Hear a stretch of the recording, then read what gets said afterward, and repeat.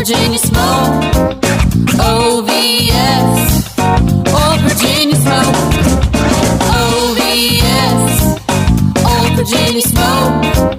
OVS, Old Virginia smoke. Old Virginia. My name is Luke Darnell, Pitmaster of Old Virginia Smoke Barbecue, and I'm here to tell you about my new online class available at barbecuechamps.com. This is a 100% tell-all competition barbecue class from yours truly, available online. It is a masterclass with 34 high-definition tell-all online competition barbecue videos that can be watched anytime, and they do not expire. They are packed full of pro tips, techniques, and recipes that will show you how to take your barbecue to the next level. These 34 barbecue cooking videos total 7 hours and will show you everything that you need to take your competition cooking to a level that you never thought was possible. We've already heard from several teams that have bought our classes and have already seen success and gotten their first calls. So this is something that brings me a lot of joy in sharing my knowledge and seeing people be successful with it. So are you ready to take your competition and backyard cooking to the next level? What are you waiting for? Just go ahead and go to barbecuechamps.com and find Luke Darnell, Old Virginia Smoke. We hope you learn a lot and enjoy these videos and have as much fun cooking these recipes as we had making them. This podcast is brought to you by barbecuedata.com. Barbecuedata.com is your one-stop shop for all of your barbecue competition data. Historical data, calls, wins, placements, everything under one roof. It's a great way not only to track yourself in the standings, but also to track how you improve your scores from year to year. Listeners of this podcast can receive 20% off of a new subscription to barbecuedata.com with the code PITPOD. That's one word, all capital letters, PITPOD, PITPOD. So check your team scores, check on others, and do it all on barbecuedata.com. Welcome to another edition of Pitmaster, an Old Virginia Smoke podcast. My name is Luke Darnell, the host, and I am joined today by two of my really good friends in barbecue, Jared Huizenga from Insane Swine and Bill Gillespie from Smokin Hoggz. And while we are here on a sad occasion, I think that our friend who we're going to talk about today would be really happy and laughing along with us as we remember him. We're here to talk about our memories of the I Love Barbecue Lake Placid Barbecue Festival organizer, Dmitry Feld, who was special to pretty much anybody who ever cooked that contest. And I think you guys would agree that anybody that Dmitry came into contact with is going to have a very fond memory of him. Oh, absolutely. I don't think there was a person in this world that hated him. You know, I think he was liked by everybody. Yeah, and you can say that about very few people, but at least I can say that about very few people that I've met. I can probably count on one hand the people that everybody loves. And, I'm certainly not one of them. I don't claim to be, and that's okay with me. But yeah, there are just very few people out there that are that special in the world. And I think he was one of them. Yeah, definitely. And his backstory about how he came to this country is, and if I say any of this wrong, guys, feel free to correct me, because you guys, I think, knew him a little bit longer than I did. But Dmitry was a member of the 1980 Soviet Union Luge team. And when the Olympics came to Lake Placid, he decided to defect to America. That's correct, right? I believe so. I'd have to look more into it, but that sounds pretty accurate. Sounds pretty accurate. And he made Lake Placid his home, and just the effect that you could see he had on everyone in that community. Yeah. Was just astounding. Just astounding. And Bill, what's one of your favorite memories from him at the contest? Oh man. So we first did his contest in 2009. And we were up there at the Speed Skate Oval, and I mean, he opened you he welcomed you with open arms, and so unfortunately I'll fast forward a little bit. We didn't get a chance to go back until I think it was 2014 or 2013, whatever. I think it was 2014. Anyway, so we ended up getting a call. I forget what it was. And he's like, and coming out of retirement, smoking Hoggz. And it's just like, I had been retired from his contest for a couple of years, and it was just, we had a big laugh about it. So that's one of the things I'll always remember about him, is he still, after 4 or 5 years, still remembered me from the first time I competed there. Yeah, he just had a way about him. What about you, Jared? Yeah, it was really the first time I met him was the most memorable experience, because I didn't start doing the Lake Placid contest until kind of a little bit later. It's been around forever. But it's one that I always wanted to do, but when I first started out in barbecue, the drive just seemed daunting, and it just seemed like a long drive. I heard about the hills going to Lake Placid and how treacherous they are and things like that. And so I finally decided to do it one year. And actually found out the hills really weren't that bad, as people were saying. But anyway, I got there, and you guys know, you've been there. There's a couple of ways to get onto the speed skating oval. And when I first got there, I had no frickin' idea where to go. I'm like, how do I get onto this oval? So I kind of went around the back way, and again, you guys know, but I'll explain a little bit. The back way brings you to this ramp. So there's a parking lot and kind of a concrete ramp that you can go up. And Suzanne and I were just sitting there for a couple of minutes thinking, is this the right way to go? I have once I go up this ramp, I couldn't see over it. So I didn't know where it went. So I got out of the truck and I was looking at this ramp, and all of a sudden this little guy pops up over the top of the ramp. And it wasn't Bill Gillespie. It was another little guy. And it was Dmitry. And he's like, oh, can I help you? I'm not going to do his accent because I would butcher it. Just said, but you guys know, again, the great accent that he had. And he said, hey, can I help you? And I said, oh, I'm Insane Swine. Is this the right way on competition team? Is this the right way to go? He's like, yeah, come on. I'll show you. Come on up the ramp. And so we drove up the ramp and followed Dmitry. He led us to our spot. And I got out of the truck and I said, oh, thank you. I really appreciate your help. And he came over and he says, oh, Insane Swine, I've heard so much about you. Welcome to the competition. He gave me a big hug, and it's like, wow, this is going to be a great weekend. Yeah. You get that sort of welcome from an organizer of a competition, and it just makes you feel good. And that was part of his persona and his personality. It made you feel good. And so that was my first experience and my most memorable time, with Dmitry. And I didn't make it back there every single year to his contest due to other obligations, but I went there as often as I could. It was always a great experience, especially on the speed skating oval. So yeah, that was my first experience and my most memorable one with Dmitry. Yeah. My favorite probably was, I don't know if it was the last time we cooked on the oval, or the time before that, but he had brought out the mobile Olympic torch. Oh. And I think it was Friday night.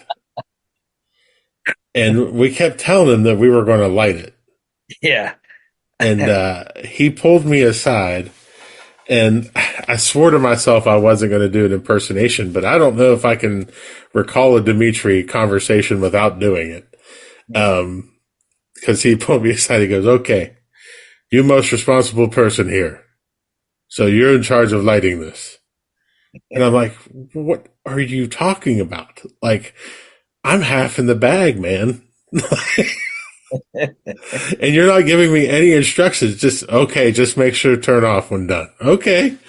Yeah. So we ended up lighting that thing with a broom and a roll of lit toilet paper Toilet paper, yes. and light this torch, and we all sang the Olympic anthem. And it was one of the coolest nights in barbecue history. That was late, wasn't it? Super late. This was after the dance off in the kiddie pool. I mean, that was just a great night. It was, I don't know, man. It was, I know that when it came out that he had passed on, I mean, I know I cried, and, I know that you two were both affected as well. And, I mean, it was really cool that they, one of the first people who called me, and it wasn't about Dmitry, but was Rod Gray. And, I told Rod what had happened, and I said, you should do something at the KCBS, award ceremony. And they did. Oh, good. Yeah, they put up a nice picture of him and spoke about him. And that was really cool. I'm glad that, the barbecue community got to remember him. But I mean, just the stuff that he did with the community in Lake Placid with the Shipman Youth Center and with USA Luge. And also to hear that he passed away from leukemia. I didn't even know he had leukemia. Yeah, I didn't either. That was kind of, I guess he was in remission from a few years ago, which I had no idea that he. Yeah. And that's something I know that's affected all three of us in some way or another in our personal lives. Mm-hmm. I know my mother-in-law suffered from leukemia. My mom had lymphoma. My dad had T-cell lymphoma. Yeah.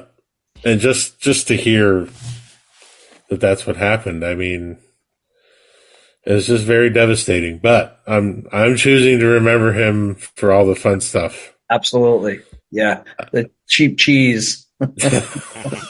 Cheap cheese. Cheap cheese. Or Kids Q. Yeah. Go home, make baby. Come back. Kids.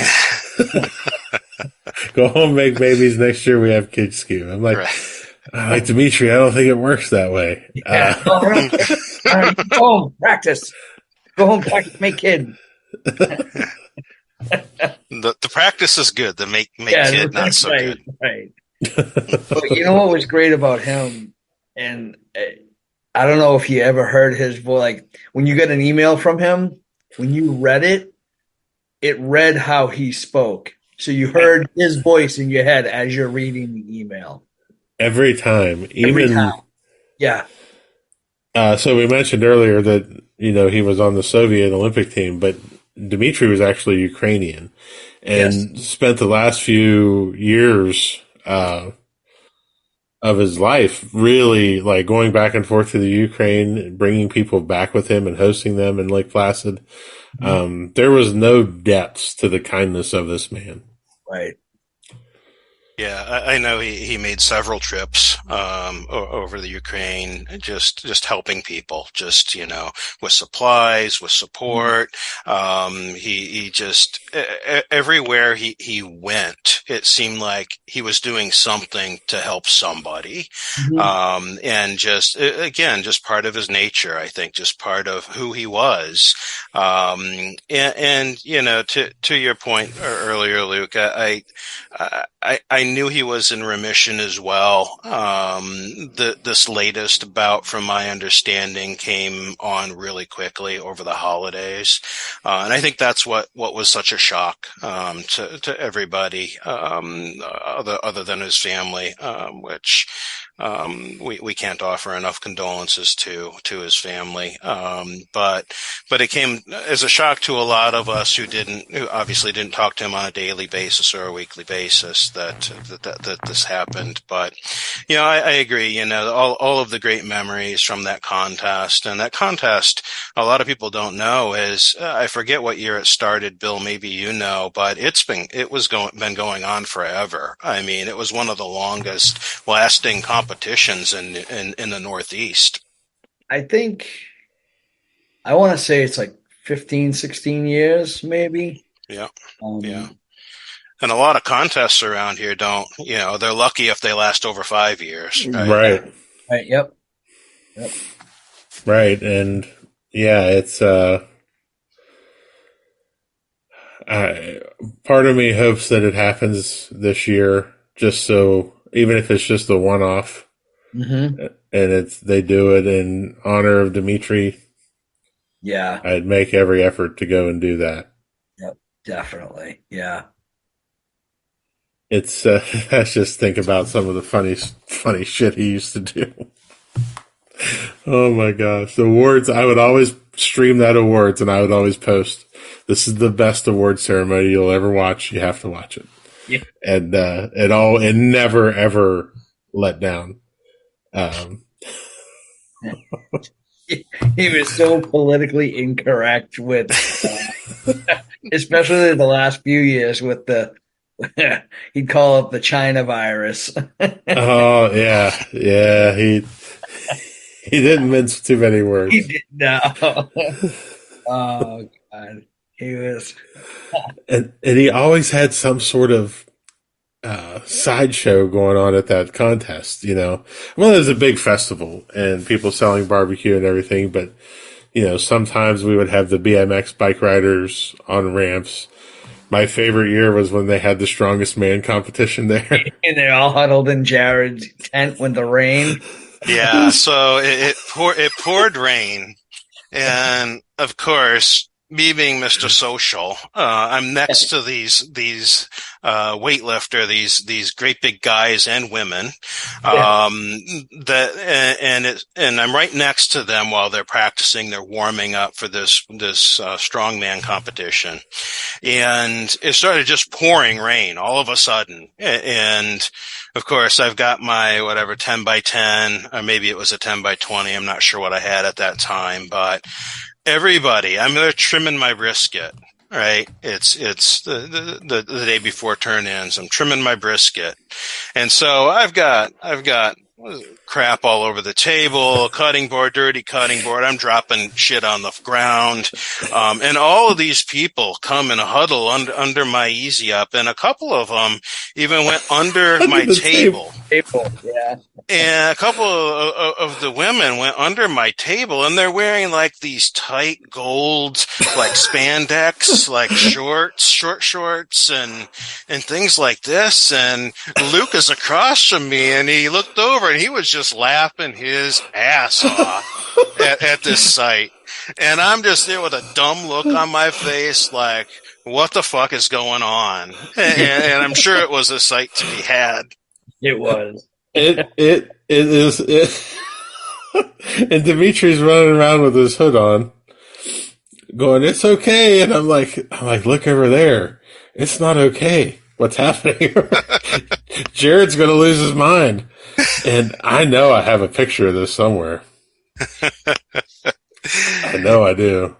Well, I still have videos of the kiddie pool dancing. I have some of those on my phone with you and Ed from Fire Down Below, and Andy from Behind Barbecue, and all you guys dancing in the kiddie pool. I treasure those videos. When I'm having a crappy day, once in a while, I'll pull one up and just watch the hilarity. It does make for a fun day. Here's a picture. If you guys can see this. There's Jared with the chicks with the gold pants. It's so good.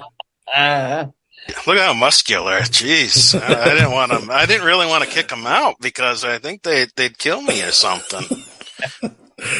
But I know that, and it's funny. One of the things I did today to get ready for this podcast was I watched Miracle on Ice, because they actually show the field where the contest is held now. Right. In that, and they also, like, where we used to have the contest on the speed skating rink was in the shadow of the arena from Miracle on Ice. So, I watched it just so I could see the downtown of Lake Placid where they filmed, and just to put myself there, and just to think fondly of our friend. It was something. Yeah, and there was something about just being on the speed skating oval, aside from Dmitry being a great organizer and a great guy, there was something special about cooking there, right? The first time that I went there, especially, I was just kind of in awe of the whole thing. You're there to cook, you're there to do well, but you just kind of look around and think about the history of the Olympics and what's been done there. And it's just, yeah, it's really cool, really inspiring. And it was just a fun place to cook. Yeah, what was special is, it's the home of two Olympics, 1932 and 1980. So, yeah, I mean, it's just, There's a vibe. yeah, right. And Dmitry was part of that vibe. Yep, 100%. Here's a former Olympic athlete from a different country working for USA Luge, working in the community, putting on a barbecue contest, and smiling ear to ear while doing it. Yeah. Yeah, and just from a competitor standpoint, you don't encounter, number one, many people like that, but number two, organizers like that who truly appreciate you being there. And it was a festival, and so did he really need the teams? Probably not. These festivals, it's kind of just an extra thing to have a competition and have teams there, but he really treated you like gold, like, hey, I love that you're here. Thank you for coming. And I think some of that is lost a little bit when you see these big festivals with small barbecue competitions attached. He was one of the lowest entry fees as well. I think just recently he increased it from $185 to $200. Yeah. And his prize pool was well over $10,000. And he had messaged me before last year saying, "Hey, you think it's okay if I drop the prize pool a little bit because I don't have enough teams?" And I said, "Dmitry," I said, "Of course." I said, "People are going to come because of you, and Right. It's not so much about the money with this one. It's you." And he said, "Oh, okay, that's good to know." It's just, he was just that guy. I don't know. I just can't say it enough, but he was just such a cool dude. Always thinking of the other person, Absolutely. never of himself. And always, he was worried that people would get upset for him dropping the prize pool. And it's like, dude, don't even worry about that, Right. No one was going there to cook for money. Yeah, right. That was as an experience, and it's probably the number one recommended contest I've ever had. Yeah. People are like, where should I go cook? I'm like, Lake Placid. I know it's a giant pain in the ass to get there. It's a long way away, but you will remember it for the rest of your life. Mm-hmm. Yeah, absolutely. And we'll remember him. Yeah. It's, I know I'm probably going to put up a Ukrainian flag inside the trailer just so I always think of him. I had mine in Florida last weekend. I brought it with me. Yep. Actually, I think I have the one that he gave me. I think it is in the trailer. It's the one that he gave me. It's in my suitcase. I brought it down. I plan on bringing it to every contest this year. So. And Jared, you already do something special in this regard, right? Yeah, so just briefly, a little plug here. I cook every fall for a nonprofit called Leukemia and Lymphoma Society. You can find them at lls.org. And they're a great organization. You can look them up on like Charity Navigator. They have like a 97% rating. They're a real good charity. And they've donated $1.7 billion so far to, blood cancer research. So they do that. They work with scientists. They make a lot of donations for research. But another thing they do is they support families who, either are directly or indirectly going through this horrible disease. They provide financial support to some families. So, like you said earlier, Luke, we've all been affected by this. I mean, it's, unfortunately, I've been affected in a few different ways, by this. And so both through work and my personal life. So it's a good organization. Check it out. Donate if you can. LLS.org. And yeah, it's one of the good charities out there. I know that I choose my charities very carefully. I do my research, on Charity Navigator and sites like that to make sure that the people who need it are actually getting the money. Right. And I really believe that this is, one such organization. Nice. Yeah. That's it's an organization I've worked with before, and that definitely will be contributing to.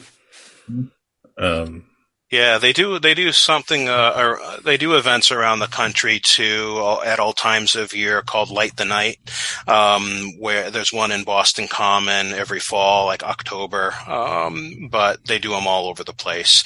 And what they do is they give everyone a balloon, and they give different color balloons out if you're a survivor or just in memory of somebody. So it's really cool, like to see Boston Common all lit up with these balloons in red and gold and purple and all of these different colors.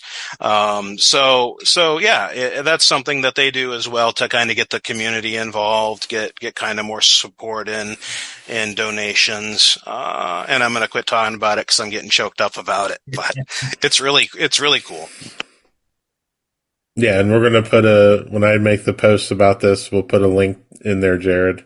Awesome. And we'll also put a link in for the Shipman Youth Center too, which is a group, local Lake Placid group that Dmitry was very, very, very involved with. Well, thank you guys for coming on. The three of us and other friends, Ed, Chuck, Nancy, Jenny, the Top Gun boys, we've all had some really, Sean, Suzanne, we've all had basically family memories from that contest and from our time that we got to spend with Dmitry. And I just wanted to do this because it felt like the right thing to do, to talk about him. Honor a friend. So. Yeah, absolutely. Thanks for having us, Luke. Really appreciate this. It's, it's going to be, obviously a tough situation, but a lot of fond memories, and family is a good way to put it. Yep. Absolutely. And I'll always remember him with a giant smile on my face and a little laugh, just because he brought an amazing amount of joy. So, yep. Absolutely. Yep. Thanks a lot, guys. Thank you. Thank you. Thank you for listening to Pitmaster, an Old Virginia Smoke podcast. Be sure to subscribe and like the podcast, rate the podcast, and to share it out with your friends. Also, be sure to check out the Old Virginia Smoke TikTok as well. Old Virginia Smoke, one word. That's all you have to search for. It's hilarious. Tune in next week for another great episode of Pitmaster. For companies interested in advertising, please contact Old Virginia Smoke directly via www.oldvirginiasmoke.com. Pitmaster, an Old Virginia Smoke podcast, is edited by Chris Sedanka. Pitmaster, an Old Virginia Smoke podcast, is a property of Old Virginia Smoke, LLC. Virginia Smoke. Old Virginia.